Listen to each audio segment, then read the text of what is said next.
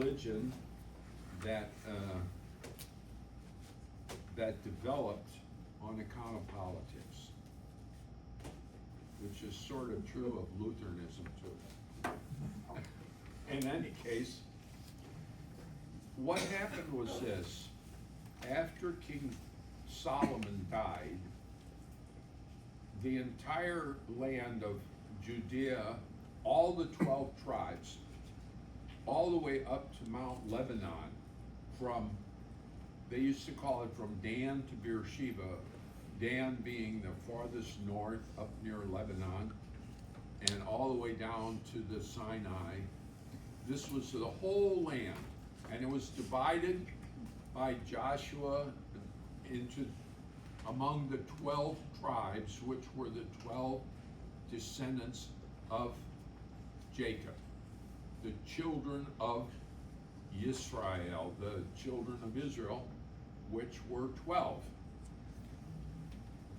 After the death of Solomon, the kingdom went to his son Rehoboam, and almost immediately after that, there was a military coup, a rebellion against Rehoboam, led by a general named Jeroboam, who was no relation to the kings.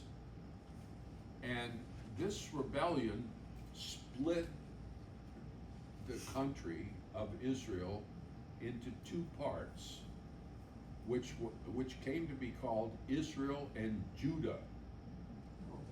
Now the part that was Judah was the south, and there were only two tribes in that part, but they were the tribe of Judah and the tribe of Benjamin.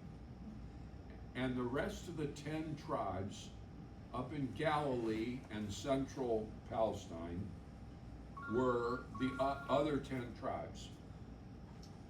Those tribes were in rebellion against the monarchy.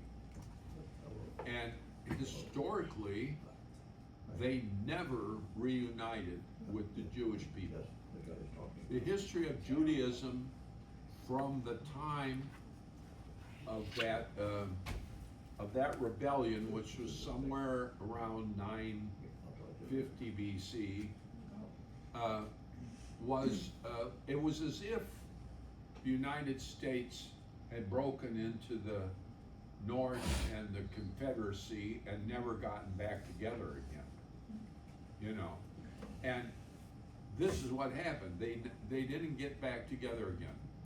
Jeroboam immediately realized that if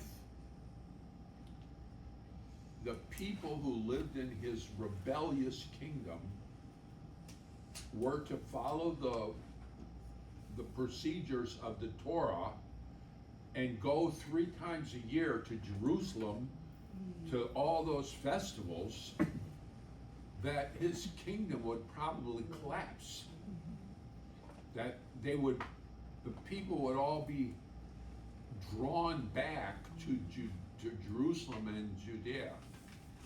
So he set up a new headquarters to worship God on Mount Gerizim. And he put out an edict in his land: from now on, if you want to go on a pilgrimage, Mount Gerizim is where we go.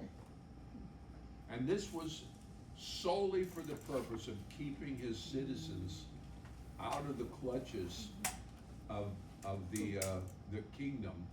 Now the kingdom of Judea in the south, Judah and Benjamin, was continually ruled by the descendants of the house of David. But the people in the north, they were not. They had a completely new dynasty, the dynasty of Jeroboam, that had no blessing of God, no official anointing. It was a rebel land.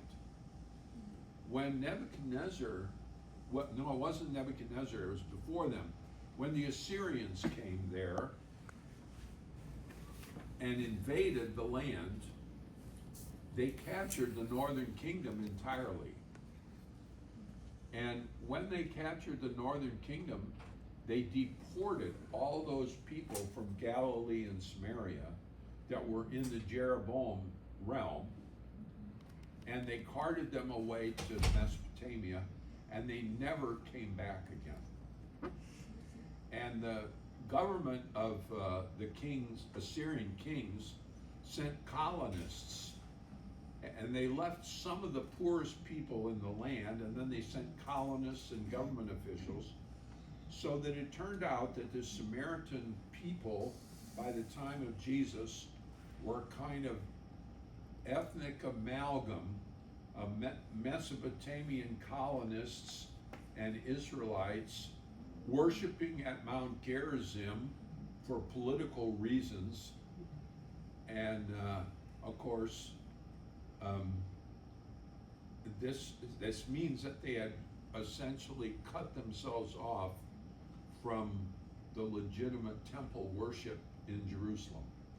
And that was the purpose of the government in doing that, was to cut the people off from that. And it ended up, and they call the tribes in the north that were hauled away by the Assyrians now are known as the 10 lost tribes of Israel, because they never did reconstitute.